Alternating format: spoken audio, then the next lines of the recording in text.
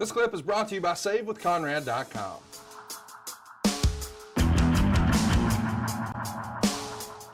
And then we're doing a television taping on November 8th in Columbus. And we're going to be playing some clips from some promos and whatnot.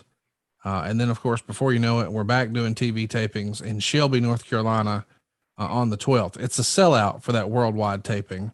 But let's go ahead and play a clip of some audio from November 9th here. This is going to be promos with Ole and Arn that aired on World Championship Wrestling. Something magic is going to happen here.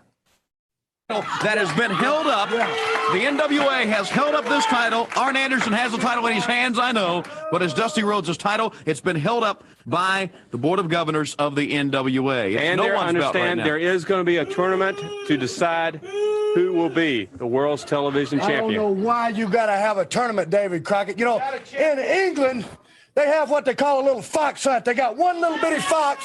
They got about 25 guys on great big horses, and they chase this little fox. That's what you call a stacked deck. Well, in this case, I'm the fox, and it's because of you. It's because of Jim Crockett Promotions, Dusty Rhodes, and maybe even you, Tony Giovanni, that they're going to have a tournament. Now, I took this from Dusty Rhodes. It's mine, so why you got to have a tournament for something that belongs to me? Maybe you can answer that, Rock. It sounds like collusion to me. It sounds like somebody's trying to do something to the Anderson brothers that we're not going to let happen. Not you, David Crockett, not you, Tony, not Jim Crockett, not Dusty Rhodes' return. Not anybody's going to stop us. This belt belongs to the Andersons. It belongs to Arn Anderson. He's got it. You want to get it, Crockett? You want it, Dusty? Or 30 or 40 or how many people are going to be in that tournament? If you want it, you're going to have to come and take it from Arn Anderson. And I'll be right there making sure you don't get it. Well, that's Ole and Arn Anderson. The fact is, because of the injury, Dusty Rhodes was not able to defend that title within 30 days, like in the bylaws, and that's why it has been upheld. Let's go back to the ring. So you do have a match, but then after the match, it is a tag match. You're going to come back, and this is where some wrestling history is made. I want to remind everybody, you have already referred to your outfit as the Four Horsemen. But it was a localized promo. It wasn't something that was seen by everyone. And as the story goes, Tony Schiavone looked to you after you did that localized promo and said, I think you just named yourself. Do you remember that being the case, that Tony's the one who realized, hey, wait a minute, that's the name of this group? Yeah, I really do, because it was a moment in time. Tony looked like he'd seen a ghost when the promo ended, and he walked over and he went, I think this is the quote. He went, geez, Arn, you just named you guys. You know, I was looking at the monitor and God, that fits. You know, that's great. You know, and would you just come up with that? And I said, yeah, I guess I did. And, you know, after that aired in the arenas, I started sticking up the four, and, you know, Ole, you know, noticed it, and he noticed the fans were giving it back. And so the next night, you know, he was pitching in, he was throwing up the four, and the thing just literally evolved. It just flamed up, took off. And there wasn't a discussion really amongst us about it. It was just, hey man, that, you know, that seems to be working. And it really did. It just kind of came, I guess, you would just have to say it was fate.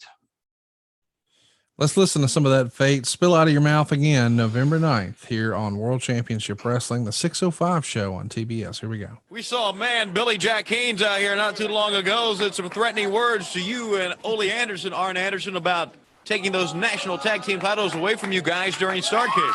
Well, Tony Schiavone, every time I walk in Gold's Gym, I have 6 or 8 muscleheads threatening me, so it's nothing new. The main thing is what you've got right here in the ring. You've got a champion. You've got Tully Blanchard. You've got Ole Anderson. You've got myself.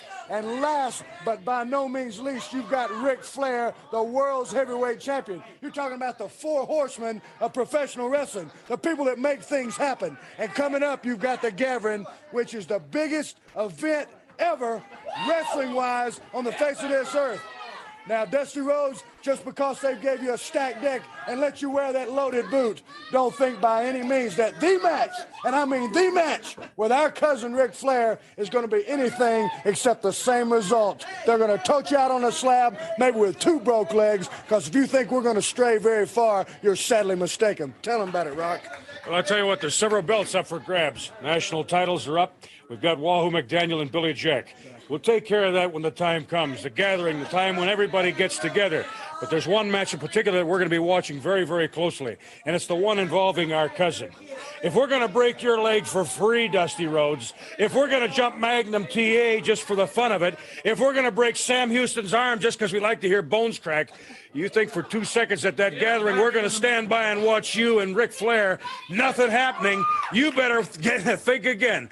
That belt up, the biggest belt in the world up for grabs. There's going to be some Andersons and maybe some friends that are going to be standing around. You talked about bringing everybody together. Well, we're going to bring the whole Anderson clan together if we got to truck Minnesota down here. We're going to have enough people at that gathering that every time you move, you're going to be looking this way and that way, wondering what's going to happen, what's going to happen. And while you're worried about us, Flair is going to take you apart.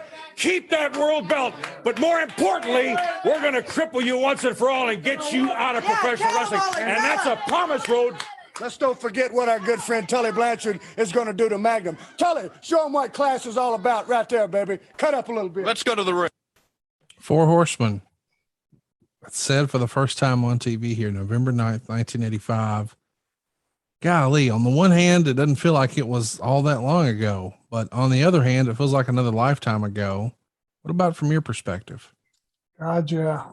And it stuck. And I knew, then there was going through my mind, what other, Four Horsemen. And then you